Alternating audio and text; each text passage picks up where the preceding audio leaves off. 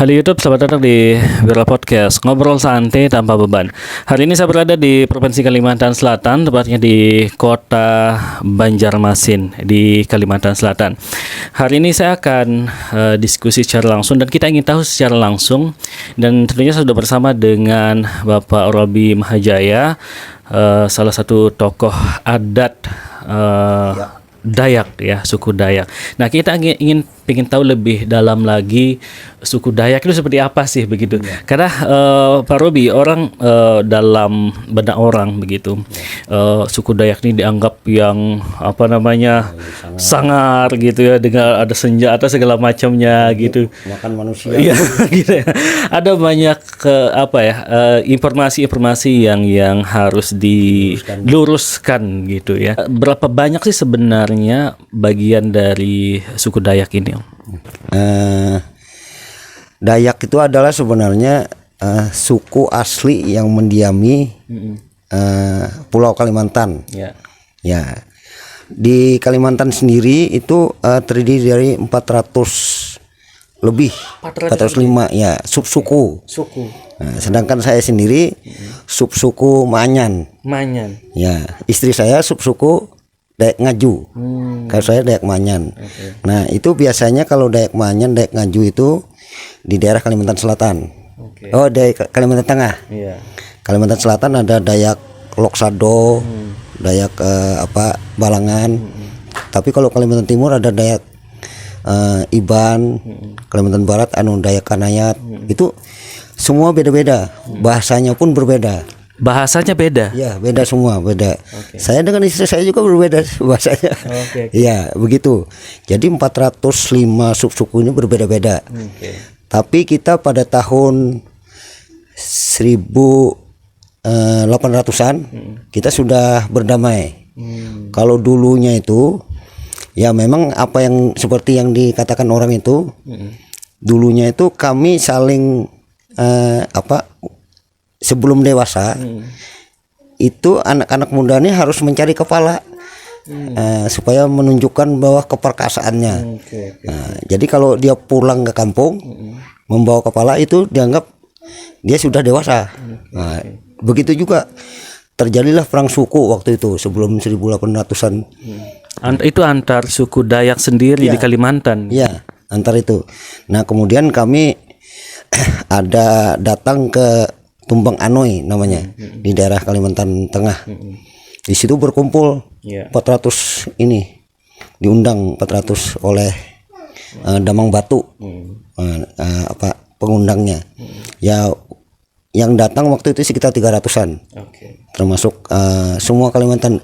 Entah mereka dulu kan 100 tahun yang lalu kan transportasi nggak ada tuh, tapi mereka bisa berkumpul, luar biasa.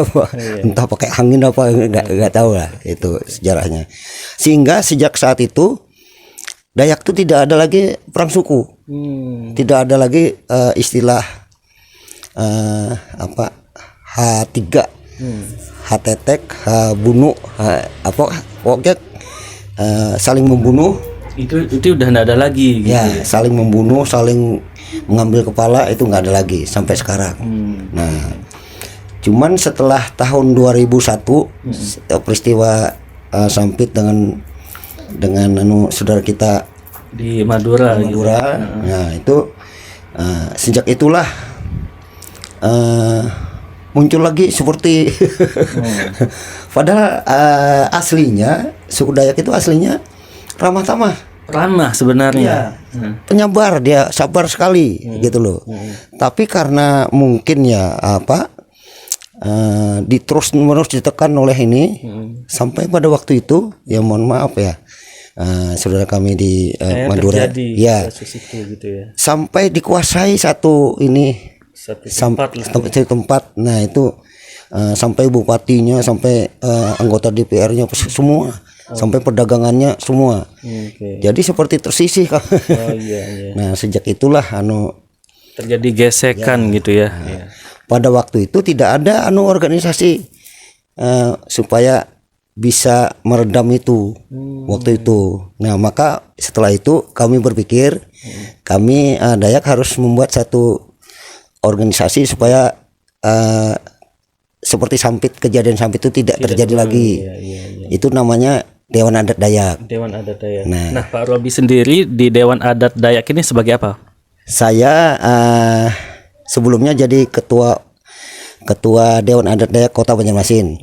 Tapi sekarang saya sudah jadi sekretaris umum di Kalimantan Selatan. Oh, di provinsinya sekarang. Provinsinya saya sekarang.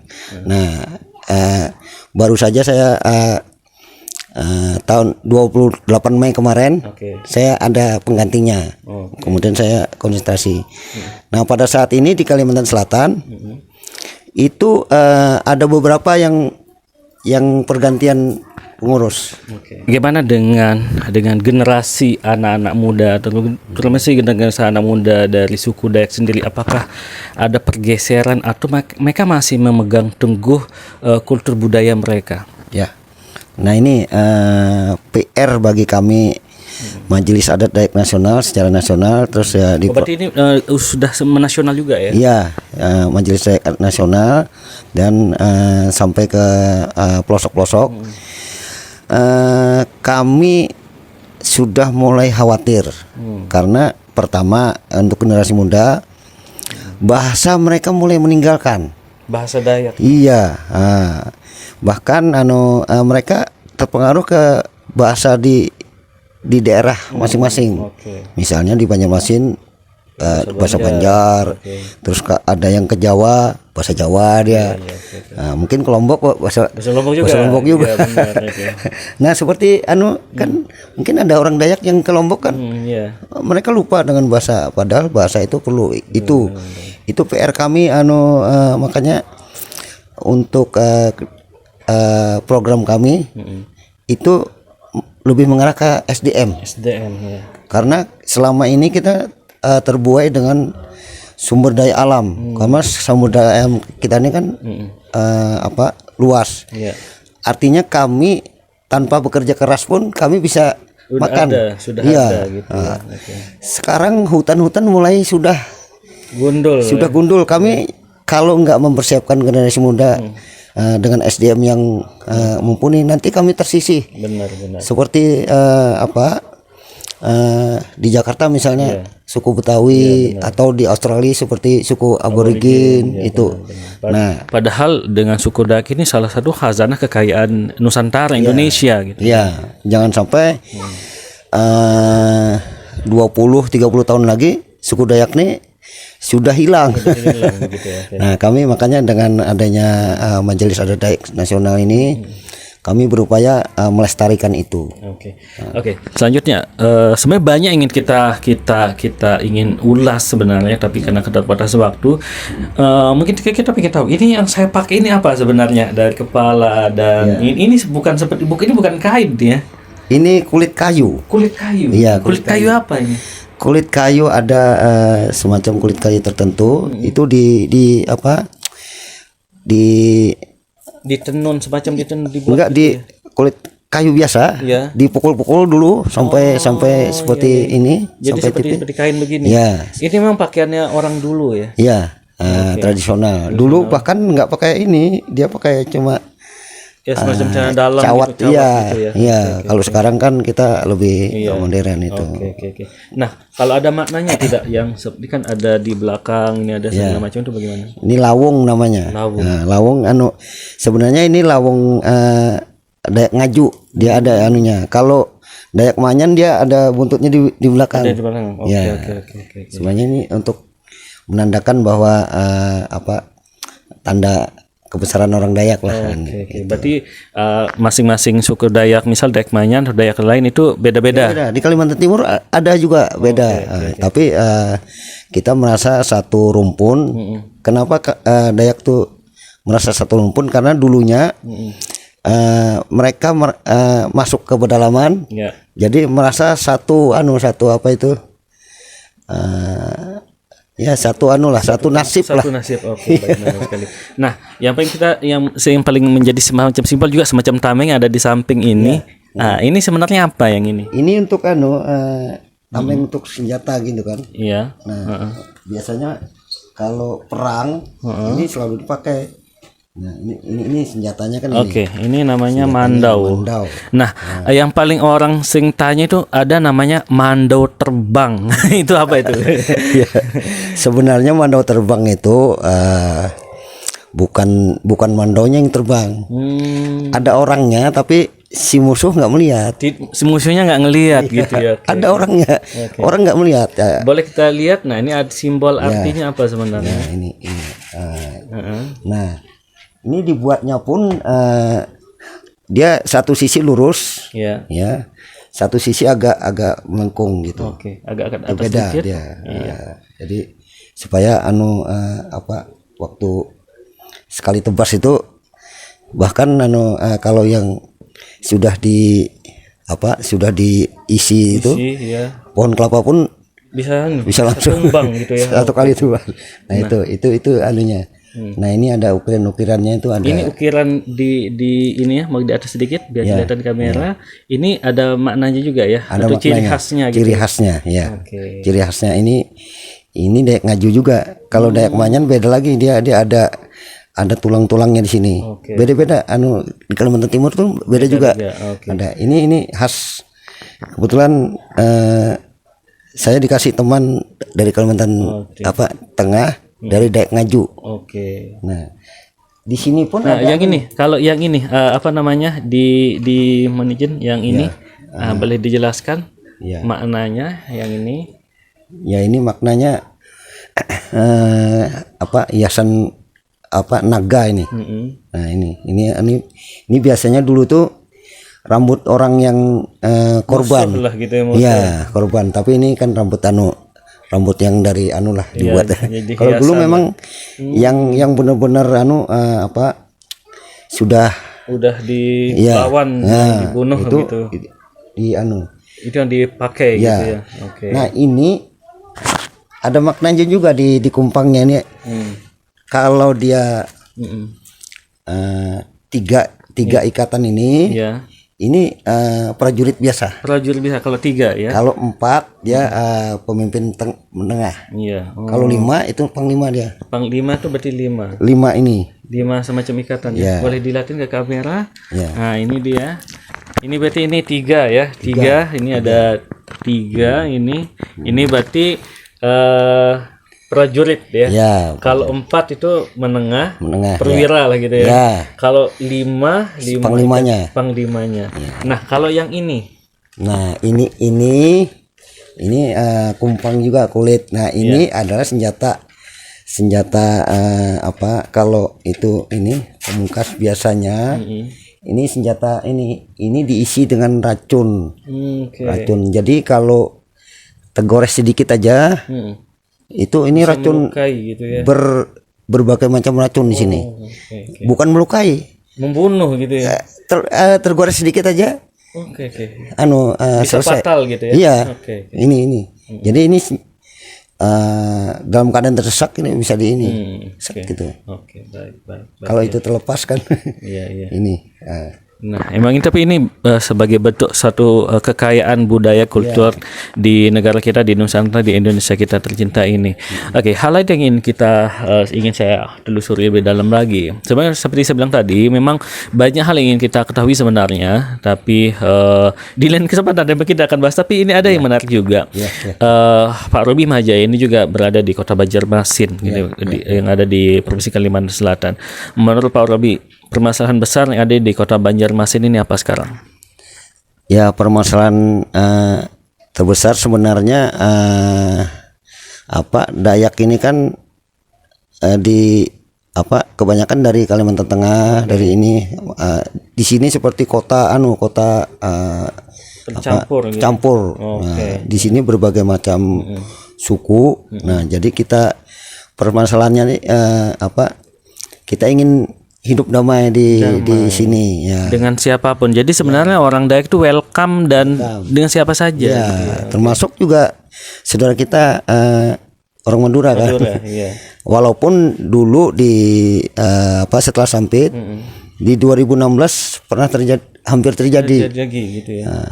Syukur saya bisa membuat damai itu ada fotonya.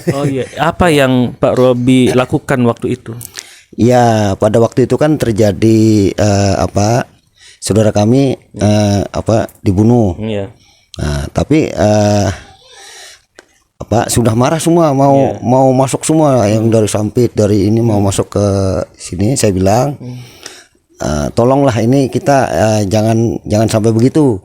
Nanti percuma kita hancur-hancuran Kita juga yang rugi sebenarnya. Kita yang juga rugi. Kalau istilah saya itu kalian datang menebas rumput di rumah saya, pas rumputnya sudah habis, kalian pulang, saya tinggal hancur-hancurnya sih. Itu mereka kasih tempo 1 minggu. Ternyata 5 hari saya koordinasi dengan Danrem, dengan Kapolda segala macam, dengan Gubernur, akhirnya selesai. Ya. Bisa terselesaikan gitu ya. Oke. Itu dengan terjadi. Benar, itu perjuangannya Pak Robi dengan kawan-kawan gitu ya. Itulah fungsi daripada Dewan Adat Dayak itu tadi. Seandainya belum terbentuk, kami nggak bisa koordinasi. Mereka kan telepon saya. Pak Robi bagaimana ini? Saya bilang aman. Iya benar. Saya bisa selesaikan. Mereka mau masuk kan?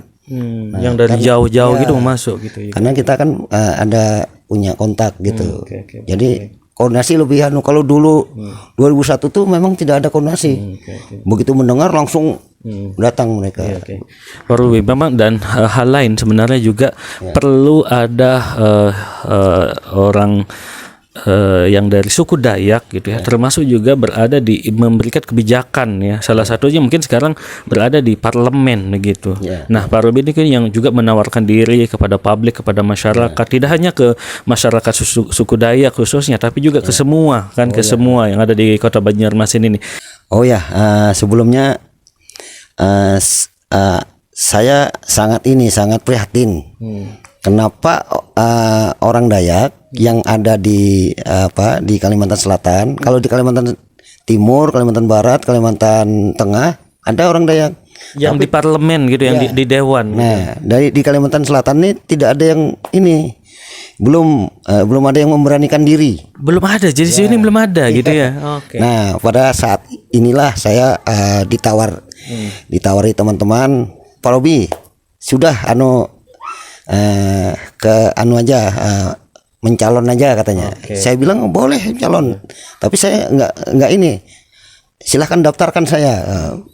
Teman-teman yang daftarkan saya. Jadi dari teman-teman yang ya istilahnya membantu dan bukan murni dari Pak Robi sendiri sebenarnya. Walaupun saya punya keinginan untuk memperjuangkan agar masyarakat Dayak di Kalimantan Selatan ini diperhatikan. Kalau kita cuman di luar, nah kita tidak bisa, terutama tentang peraturan adat, perda adat, peraturan daerah, hukum adat lah. Itu di Kalimantan Selatan belum ada gitu. Padahal itu sangat urgent sebenarnya, penting sebenarnya. Betul. Karena mungkin kendalanya di mana, makanya saya berusaha untuk masuk supaya saya bisa berkoordinasi dengan teman-teman di parlemen nantinya. Benar, harus ada yang mewakili isu khususnya secara langsung suku adat Dayak ya. Karena akan bersentuhan langsung dan yang lebih memahami Pak Robi, yang memahami mungkin secara kultur, bahasa dan juga apa yang dibutuhkan. Karena sekarang juga misalnya ada anak-anak generasi muda yang seharusnya juga harus mulai mempunyai kesadaran gitu ya untuk menjaga kelestarian ini. Kenapa melewat Partai Perindo gitu? Ayo membuat Pak Robi memilih Partai Perindo daripada dengan partai yang banyak. Partai Perindo kan Partai Persatuan Indonesia. Nah, di situ kami juga ingin mempersatukan bukan Indonesia saja. 400 lebih suku ini itu kan ada perbedaan adat, perbedaan ini supaya bersatu. Bagaimana? Itu yang jadi PR. Nah, dengan persatuan Dayak itu kita nanti mudah untuk ini. Kalau terpecah-pecah kita kan ini. Itu satu yang ini, karena Partai Perindo kan Persatuan Indonesia, otomatis dia persatuan juga Dayak dan juga dia memperjuangkan kesejahteraan. Benar. Nah, pada saat ini kesejahteraan mohon maaf masih kurang. Suku Dayak ini agak iya ini belum benar-benar diperhatikan. Baik, benar sekali ya. Kami termasuk desa tertinggal. Gitu. Tapi sepertinya kami kalau desa tertinggal masih ada program kan? Ini mungkin kami seperti merasa masyarakat yang ditinggalkan kami. Masyarakat yang ditinggalkan. Padahal sebenarnya ini salah satu yang bisa sebenarnya sudah mendunia suku Dayak itu orang udah tahu gitu dengan hasanahnya, dengan kelestarian budaya yang dimiliki gitu ya. Iya, merasa ditinggalkan. Kami juga menyesalkan karena ibu kota IKN kan di Kalimantan. Nah, kami satu orang pun tidak ada direktur di situ. Dilibatin sana yang tidak ada, yang dari suku Dayak sehingga tidak ada. Justru orang luar. Nah, itu kami kemarin sampai demo di ini untuk agar kami dimasukkan juga. Oh, daerah kami sendiri. Kami gitu. Oke, kita ada di bagian akhir Pak Robi. Ada pesan-pesan khusus tidak untuk khususnya masyarakat Dayak secara khusus yang ada di Kota Banjarmasin dan juga mungkin masyarakat secara umum di Banjarmasin. Ya, terima kasih atas itu. Pertama untuk masyarakat Dayak sendiri, saya berpesan agar kita lebih memperhatikan generasi kita ke depan lah, terutama tentang bahasa dan budaya ini jangan sampai lama-lama hilang. Ini sudah mulai terasa hilang. Anak-anak muda kita di bawah kami ini mengabaikan bahasa terutama. Dan apalagi seni budayanya. Itu kami berharap itu. Nah, untuk masyarakat umum kami juga berpesan bahwa Dayak itu masih ramah, orangnya penyabar. Tidak seperti yang dibayangkan itu. Kalau memang ada yang yang masih menunjukkan kekuatan apa segala macam itu ya itu efek samping dari lah. Sebenarnya pada dasarnya dulu sampai sekarang itu orang Dayak tuh ramah, kecuali orang sebenarnya siapa saja. Orang kalau disenggol terus menerus kan hilang kesabarannya. Itu. Ada semacam kayak secara tidak langsung mutu atau prinsip yang dipegang oleh orang Dayak sebenarnya ada nggak Pak? Ada, sebenarnya dalam bahasa Dayak moto mungkin. Sekaligus semboyan. Namanya Adil Katalino, Bacuramin Kasuraga, Basengat Kajubata. Artinya Adil Katalino itu artinya orang Dayak itu adil kepada sesama manusia, semua manusia. Bacuramin Kasuraga artinya orang Dayak itu selalu bercermin segala tindak dan tingkah lakunya itu bercermin ke surga. Surga itu kan penuh dengan kebaikan. Jadi orang Dayak itu selalu ingin berbuat baik. Terus Basengat Kajubata artinya bertakwa kepada Tuhan Yang Maha Esa. Itu semboyan kami sekaligus moto kami. Pedoman hidup lah. Ya, pedoman hidup. Nah, ini yang kami perjuangkan terus. Baik, Pak Robi Mahajan, makasih banyak ini waktunya walaupun singkat sebenarnya, tapi memang next time di lain waktu kita akan lebih dalam lagi, banyak ini kita kupas sebenarnya, namun keterbatasan waktu kita. Baik, terima kasih Pak Robi dan sukses selalu dan ini perjuangan yang sangat luar biasa ya. Dan tentunya bagi Anda terutama masyarakat yang berada di Kota Banjarmasin, jangan lupa nanti 14 Februari 2024 Anda bisa khususnya untuk warga suku Dayak apapun Anda gitu ya. Saatnya kita punya wakil yang ada di parlemen untuk Provinsi Kalimantan Selatan ya, khususnya DPRD Provinsi Kalimantan Selatan ya, yang bisa mewakili suara dari khususnya masyarakat Dayak, tidak hanya masyarakat Dayak secara khusus namun juga masyarakat umum secara umum ya, di yang mencintai kedamaian. Benar sekali ya, di Provinsi Kalimantan. Sekali lagi terima kasih Pak Robi Mahajan atas waktunya dan terima kasih Anda sudah bersama kami di Viral Podcast, ngobrol santai tanpa beban. Sampai jumpa.